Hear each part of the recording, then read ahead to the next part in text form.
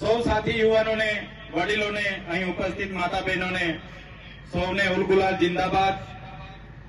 150મી ભગવાન બિરસા મુંડાની જન્મજયંતિના ભાગરૂપે આજે ડેડિયાપાડા ખાતે આપણે એની ભવ્ય ઉજવણી કરી રહ્યા છીએ। ત્યારે તમામ લોકો અહીં મોટી સંખ્યામાં ઉપસ્થિત થયેલા પદાધિકારીઓને આવકારું છું, તમામ વડીલો, યુવાનો સૌને હું આવકારું છું।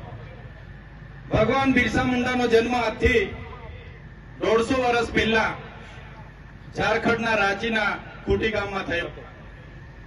ભગવાન બિરસા મુંડા આપણા જેવા જ આદિવાસી મુંડા પરિવારમાંથી આવતા હતા। એમનું જીવન એક સંઘર્ષમય જીવન રહ્યું છે। માત્ર 19-20 વર્ષની ઉંમરે એ સમય આજથી 125 વર્ષ પહેલા એમણે અંગ્રેજી હુકુમત સામે ઉલગુલાન એમણે જાહેર કર્યું। એમણે કીધું, અબુમાં દીસુમ અબુમાં રાજ, આપણા દેશમાં આપણું રાજ, આપણા ગામમાં આપણું રાજ। તે જમાનામાં ટેલિવિઝન એટલે કે ટીવી, મોબાઈલ, રેડિયો કોઈ સુવિધાઓ નથી, વાહન વ્યવહારની સુવિધાઓ નથી, છતાં એ ટાઈમે વિસ્તારના જંગલ પહાડી વિસ્તારમાં એમણે ખૂબ મોટું સંગઠન ઉભું કર્યું અને અંગ્રેજી સલ્તનત સામે એમણે જંગનો એલાન કર્યો। 1895માં સરકારે ત્યાંના ડીએમ ડિસ્ટ્રિક્ટ મેજિસ્ટ્રેટે લશ્કર બોલાવ્યું। લશ્કર બોલાવીને બિરસા મુંડાની ધરપકડ થઈ અને એમના જનરલ ડાયરે નક્કી કર્યું કે બિરસા મુંડાને એવો સબક શીખવીશું કે આવનારો દિવસમાં કોઈ પણ આદિવાસી સમાજ બિરસા મુંડાની હાલત જોઈને અંગ્રેજી હુકુમત સામે માથું ઊંચું નહીં કરશે। બિરસા મુંડાને જેલવાસ દરમિયાન મારવામાં આવ્યા, ચાબુકોથી પુષ્કળ મારવામાં આવ્યો અને એને બેડીઓથી, જંજરીઓથી જકડીને જ્યારે એમને કોર્ટમાં લઈ જવા માટે આવ્યા ત્યારે એમને બેડીઓમાં રસ્તામાં લઈ જતા હતા। તે સમયે લોકોને ખબર પડી, હજારો લોકો બિરસા મુંડાના એક ઝલક માટે રોડ પર ઉતરી આવ્યા અને જે અંગ્રેજોએ ધાર્યું હતું એના કરતા ઉલટું થયું। તે સમયે 2 વર્ષની જેલ બાદ બિરસા મુંડા ભગવાનનો છુટકારો થયો। ત્યારબાદ પણ બિરસા મુંડાએ રાણીનું રાજ જશે, આપણું રાજ આવશે ના સ્લોગન સાથે એ રાંચી વિસ્તારોમાં, છોટા નાગપુર વિસ્તારોમાં ફરી એમણે મુવમેન્ટ આખી ચાલુ કરી। ત્યાં અંગ્રેજી સલ્તનત સામે એમણે ઉલગુલાન જાહેર કર્યું અને લડત ચાલી।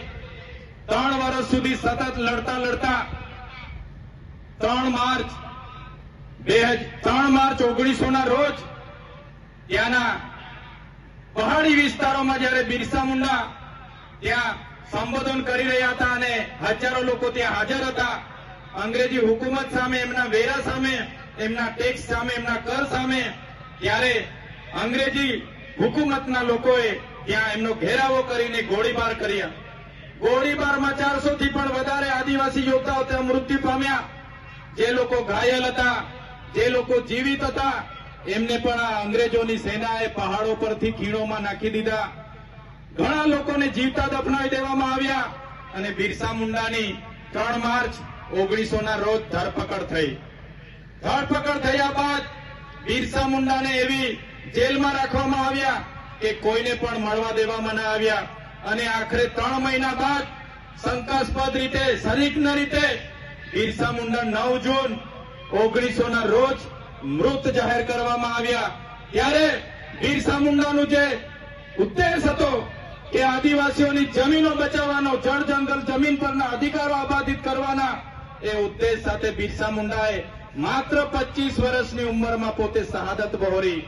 એ બિરસા મુંડાના ઉદ્દેશો થકી બ્રિટિશ સરકારને 8 વર્ષ બાદ એટલે કે 1908માં છોટા નાગપુર લેન્ડ એક્ટ બનાવવો પડ્યો, જેને આજે પણ આપણે જાણીએ છીએ। એ લેન્ડ એક્ટ અંતર્ગત આદિવાસીઓની જમીન બીજા કોઈ સ્થળાંતર નહીં કરી શકે, બીજાના નામે નહીં થઈ શકે।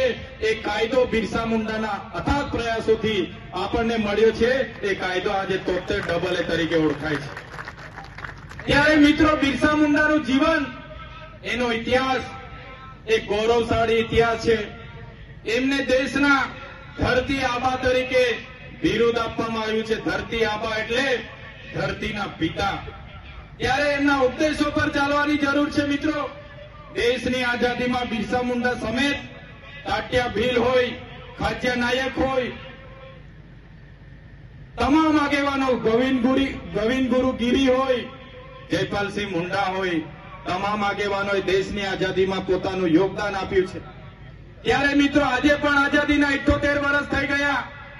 વિકાસની વાત આવે છે ત્યારે આપણે નદીઓમાં, ડેમોમાં જમીનો આપી, રેલવેમાં જમીનો આપી, હાઈવેમાં જમીનો આપી, બુલેટ ટ્રેનોમાં જમીનો આપી, છતાં આજે આદિવાસી સમાજની વિકાસની વાત આવે તો આ સરકારો આદિવાસીઓ સાથે ભેદભાવ કરી રહી છે.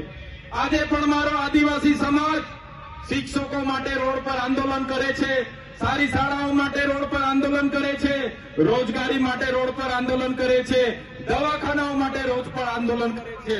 ત્યારે અમે આ સરકારને કહેવા માંગીએ છીએ, જો સરકાર આદિવાસીઓનો વિકાસ નથી કરવા માંગતી તો આવનાર દિવસોમાં અમે ભીલ પ્રદેશ મુક્તિ મોરચા તબા હેઠળ અલગ ભીલ પ્રદેશ 29મું રાજ્ય બનાવીશું. અલગ ભીલ પ્રદેશનું 29મું રાજ્ય અમને આદિવાસીઓને આબાદી જોઈએ અને એની રાજધાની આવનારા દિવસોમાં અમે કેવડિયા બનાવીશું. કોઈની બાપની તાકાત નથી કે અમને રોકી શકે. જે બિરસા મુંડાનો ઉદ્દેશ હતો, અબુમાં દીસુમ અબુમાં રાજ, આપણા દેશમાં, આપણા ગામમાં આપણું રાજ, આજે આ મનોવાદીની સરકારો આદિવાસીઓ સાથે ભેદભાવ કરે છે.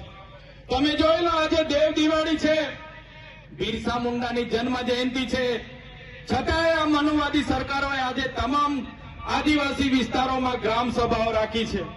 આ શું દર્શાવે છે? આદિવાસીઓના બંધારણીય અધિકારો જ્યારે સરકાર આપવા નથી માંગતી, આજે પણ